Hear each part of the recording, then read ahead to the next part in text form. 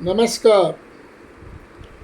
Welcome once again to this sacred journey through Sanatana Dharma. Each week, I strive to bring you timeless truths from our scriptures, truths that not only illuminate our minds but uplift our souls.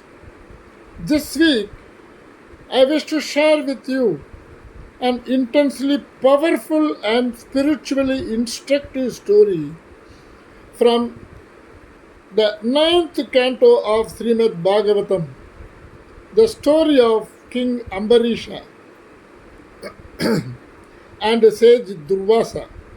So, this narrative is not merely a tale from antiquity, it is a living lesson in devotion, humility, ego, and divine grace. So, but before we delve into that sacred story, I must pause and speak from the heart. A word on recent tragedy and karma. In the light of the tragic Air India crash in Ahmedabad, where innocent lives, including children, were lost, many hearts are anguished. Many have begun to question the divine order. The questions arise: how could a merciful God allow such pain? Why do even innocent children suffer? Where is the justice in this? To those struggling with such questions, I offer solace and insight drawn from the deepest wells of our scriptural wisdom. Kahana karmano gadihi. The workings of karma are deep and mysterious. Even the wisest sages cannot fully comprehend the intricate weave of karma. It extends across lifetimes. A child may appear innocent in this life, but may be exhausting prarabdha karma, residual action from the previous births.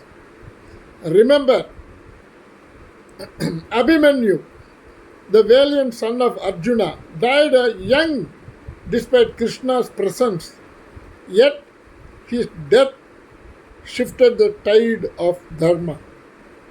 Parikshit, born with Krishna's blessings, died by a snake bite, but that death gave us the Srimad Bhagavatam, a divine gift.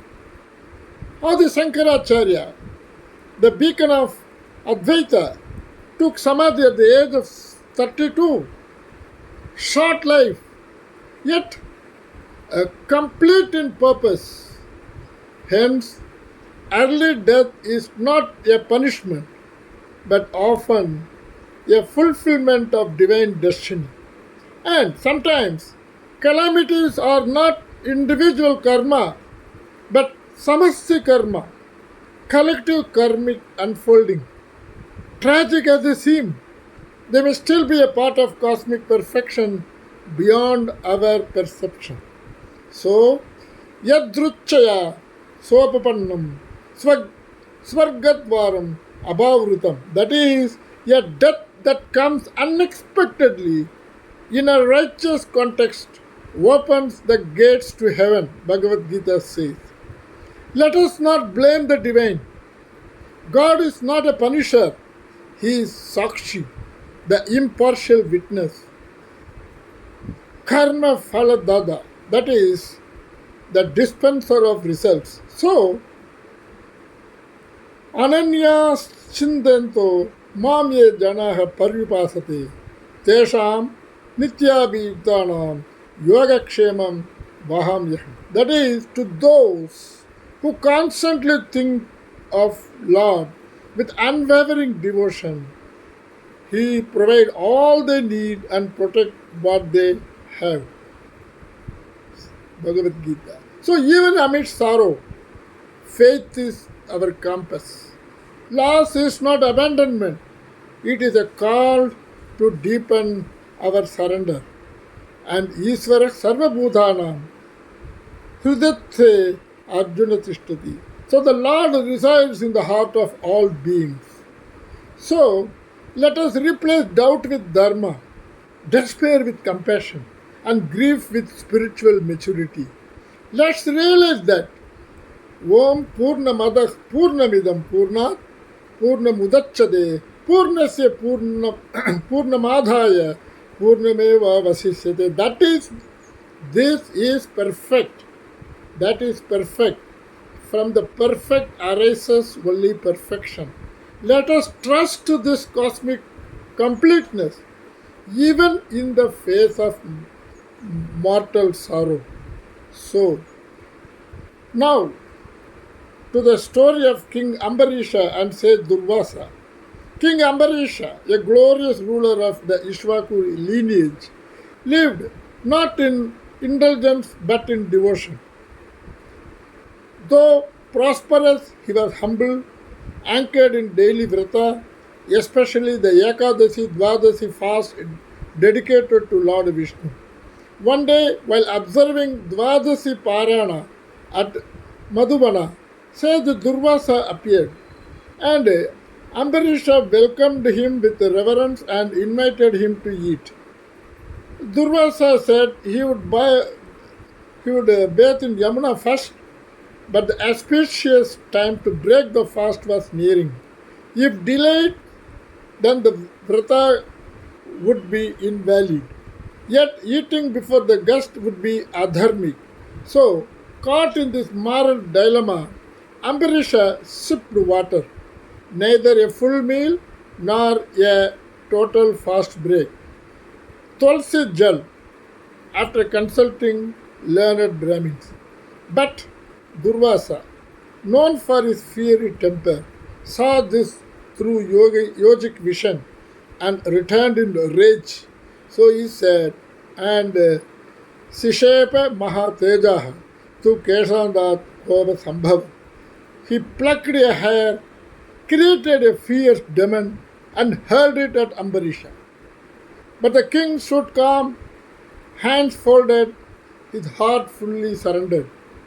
And suddenly the Sudarshana Chakra appeared, the one from Lord Narayana's hand, and destroyed the demon and began to chase Durvasa. Terrified, the sage ran to Brahma, to Shiva, to Indra, but none could protect him. And they said, go to Lord Vishnu. But the Lord said, Aham Bhakta Paradhinaha. He Asvatantraha Ivat Dvija Sadhvi Girasta Hridayaha Bhaktaihi Bhakta Janapriya. That is, I am completely under the control of my devotees. I am not independent. My heart is owned by them. I am dear to my bhaktas and they to me. So the divine declaration that the Supreme is bound by bhakti is unparalleled in world thought. Durvasa returned to Ambarisha, who had waited a full year without eating. Tam pranjali bhayat siddham upasthitam abhi abhakshad prasadaye tvam Rajendra Prayasho Doshakrit Narah. With folded hands, the great sage begged forgiveness. Ambarisha, free of ego, prayed to Sudarshana to spare him. Tvaya upanyasta daivagnihi sahasra ramsa yada grihnihi kshamyatam tvijaha mukyaya swasti astu mama tejasaha. So the chakra retreated, peace was restored, and Durvasa proclaimed, devotion is greater than knowledge, penance, and power. So for the today's youth, let us remember, true devotion attracts divine grace, and ego isolates, humility wins. Humility connects us to the cosmos. Forgiveness is strength. Let go of revenge, hold on to compassion. Dharma, above all, balance, duty, and surrender lead to liberation. So, may our youth not be like Durvasa in pride, but like Ambarisha in poise and purity. Before I conclude, I invite you to visit my YouTube channel, Yoga, Dhyana and Dharma. Please watch, subscribe, and share with your loved ones.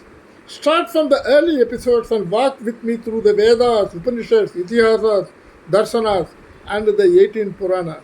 Together, let us rediscover and revive the values of Sanatana Dharma. Have a soul searching, Dharma filled week ahead. Best regards, Raju Krishnan, Hyderabad.